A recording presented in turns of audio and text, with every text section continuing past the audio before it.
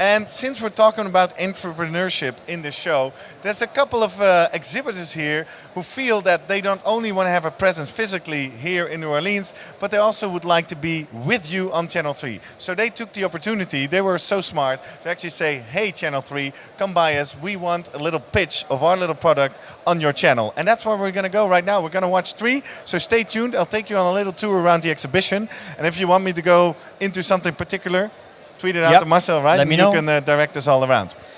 So the first lot we're going at is Mr. Bob Farrow. He's the founder and CEO of Trusted Talent, a company that launched only 9 months ago. And he's exhibiting here right in the background of our TV studio, actually. Bob, good morning. Good morning.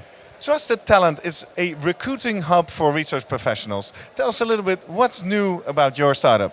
Well, it's hard for talent to find jobs in the recruiting in the research industry, so we thought we would develop a portal that's exclusive for research people, and that's what we've done. So as you're looking for a position, put your profile in, define your skills and expertise, and it matches with the clients that we have. And how did you adopt this recruiting platform to actually make it specific for market research? Well, the key is the standardized terms that define the skills and the expertise that we use to match to the client positions. That's what makes it unique. So what does that look like when I go on the platform? Well, it's a profile like your LinkedIn profile. You click use your LinkedIn login, and instead of having other people recommend you, you define your own skills. And what type of advantages does that have, that both for companies looking for new talent and for the talents themselves? Well, we do an algorithm does the matching and the ranking, so it sorts through large numbers. And you can eventually, if everybody in the industry is in there, it'll be perfect for all the clients hiring. So. All right. And if people are interested, if I'm a talent, does it cost me anything? Where's the costing of this? Well, it's perfectly free. It's 100% free to all the talent and candidates. Only the clients that do the hiring pay. Okay, so it's a commission on the hire. Right. Okay. And just the last question, what is it like to exhibit here at SMR Congress? It's really good. I really have enjoyed this. This is the best recruiting venue we've been in, and I've been watching you work on TV all week. It's wonderful. You did a great job. All right, Bob. Thank you very much and enjoy the Congress. Thanks for stopping by. Let's go a little bit further down the aisle where we have Remesh. I hope he's there. Andrew Konya? Yeah, he's there. He just hears his name and he's looking up. What? Remesh? That's me. Oh, he's all bright and shiny ready. Another one that you might have seen in the background of our SMR TV studio. Andrew Konya, good morning. We're doing well. We're in the middle of the show about entrepreneurship. And we just want to have a quick look at what Remesh is and what it does. Give us your 1 minute pitch. Yeah, sure. So basically what Remesh is a platform for engaging with a large group of people in real time. We use artificial intelligence to essentially give a moderator a superpower. And that superpower is the ability to talk to and get answers back from 1,000 people in the same way they would from one person. And so this means that you can conduct 1,000 interviews simultaneously with a single moderator and see the results in real time.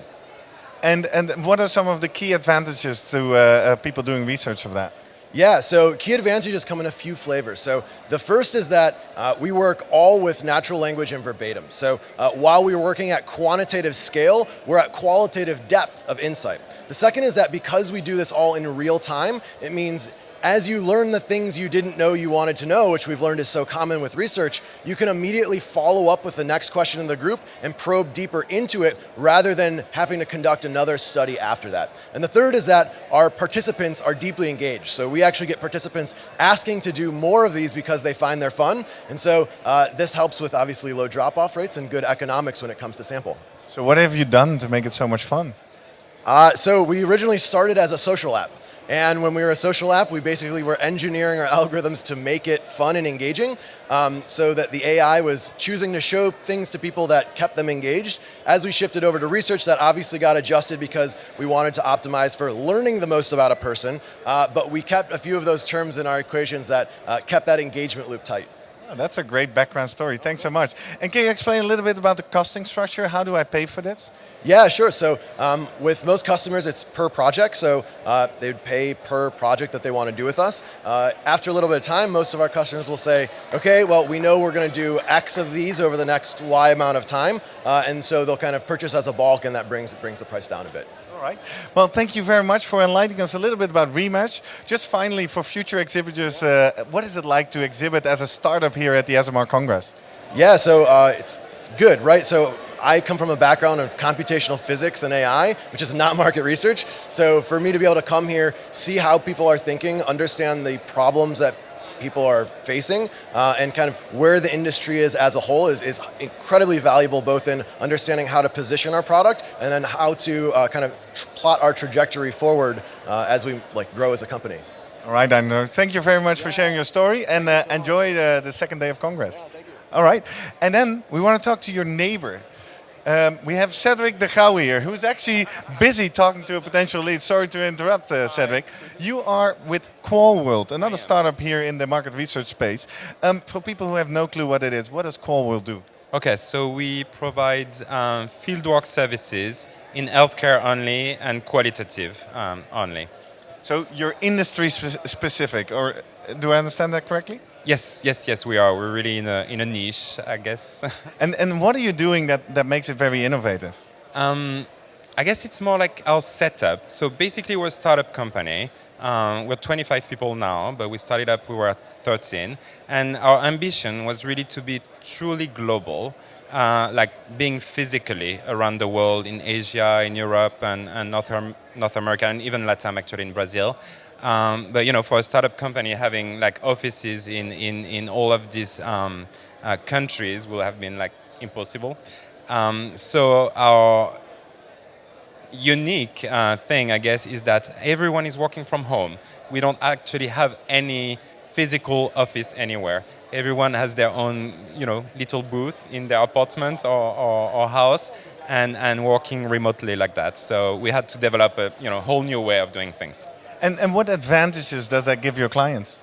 Well, to our clients, two things is that they get to work with a small company, with everything that comes with it, like the boutique services that you get from a smaller company, as opposed to the big, large companies with 300 plus people.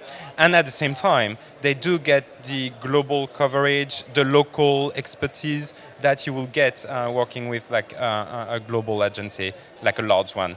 And all of that for, I guess, cheaper prices as well. Well, yeah. Let's finish up with that. If I want to become your client, what does the pricing structure look like? It's definitely competitive, right? It's because there's much less overhead. It's really only the salaries at the end of the day, right? And then all the out-of-pocket expenses. So yeah, we're competitive. Well, hopefully. Thank you very much, Cedric. Final question for you. There's probably potential startups watching. What is it like to exhibit here at the SMR Congress for you? It's pretty cool, actually. It's our first time. We usually go to pharma-only conferences, and I must say it's been a lot more relaxed and fun than the other conferences. So I encourage everyone to come. We will see you back again next year in Amsterdam. Definitely. Cool, thank you very much. Well, just to give you a little taster of the type of exhibitors and specifically the young startup entrepreneurs that we have here at Congress.